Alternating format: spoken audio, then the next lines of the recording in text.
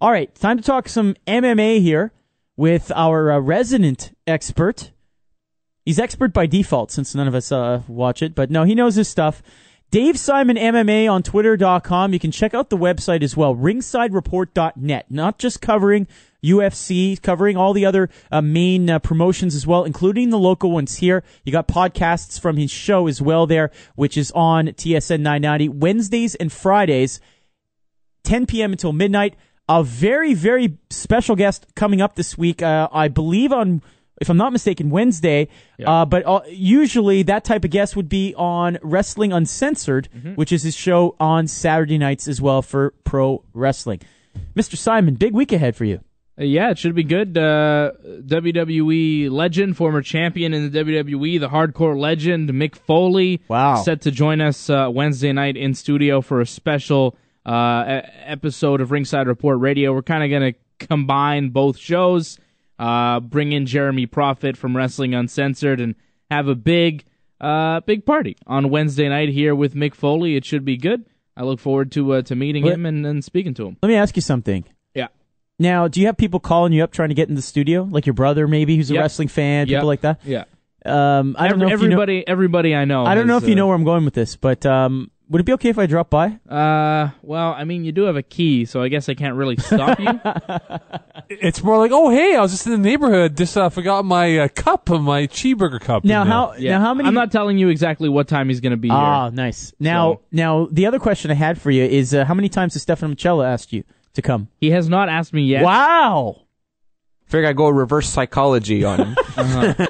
I think he got you to ask for me. I think that's what just happened really? there. Is that I don't it? know. He's very clever, that guy there. He's a smart guy. That's why they call him the People's Intern. Now, speaking of sweatpants, yes, we always bug Mo Khan because I think Mo one day when he gets married one day, God willing, Mo will paint his sweatpants to make it look like a tuxedo. He'll put some fake pleats on it. That's how much he loves sweatpants. Will Mick Foley wear sweatpants, do you think? I would assume so. I don't know. He usually does. He usually wears the sweatpants and the flannel. I'd be a little bit disappointed if Mick weren't wearing the custom, Mick Foley sweatpants. The attire, yes. Mo always has some nice sweatpants. I mean, they are sweatpants, but they look like luxurious. Like you may have paid like over $50 for the sweatpants. It's not like $10 sweatpants you're buying at a gas station. Those are real luxury sweatpants. We had just a staff meeting earlier this week, and everybody walks in. Some people in their shorts, or some people in other work clothes. I put on pants. Yeah, Dave Simon wore some pants. I wore pants. Mo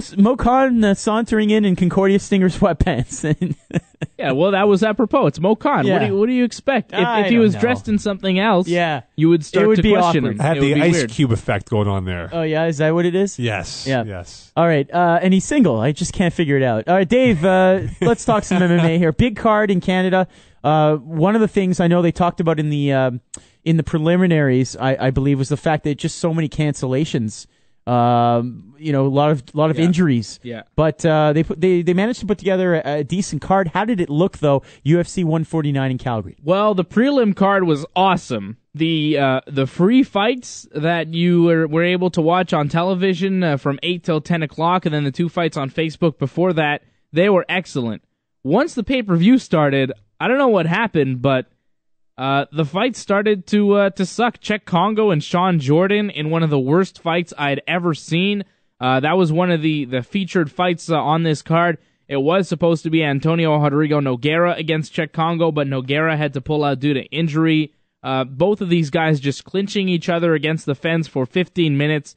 Nothing happened. They didn't fight. It was terrible. Dana White was very, very upset, not only with the fighters involved, but also with a friend of mine, referee Yves Leving, who was the third man in the cage there. And Dana said that, the referee's job is to make these guys fight, and they can get points taken away for being inactive. And he thought that Yves Leving, the referee, should have jumped in there and separated the fighters, because really they fought a terrible fight. But that's one of the problems that we're seeing here in mixed martial arts in North America.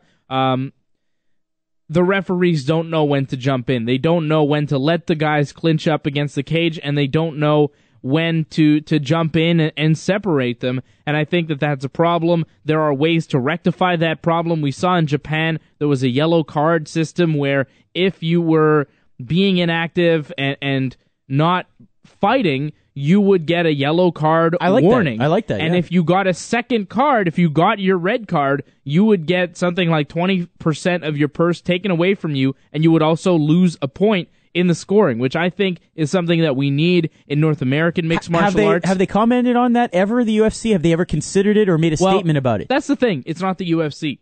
The UFC doesn't get to make these rules. It's the athletic commissions that are in Calgary, that are in here in Quebec, that are all over the world. And they're not standardized. In the states and provinces. No, it's not standard. I mean, they all, when they pass regulation for mixed martial arts in the new states or the new provinces or whatever it may be, they adopt what's called the Unified Rules of Mixed Martial Arts, which were drafted several years ago that everybody just kind of accepts. And if the UFC were to speak to all the commissions and really work to get some rules changed, I think that they could, but they need the cooperation of the commissions, and the commissions really need to be more proactive, and they're not doing so. You couldn't just have in Calgary, for example, well, there's a yellow card system in Calgary without adopting it in Quebec, without adopting it in Ontario or in the different states in the United States.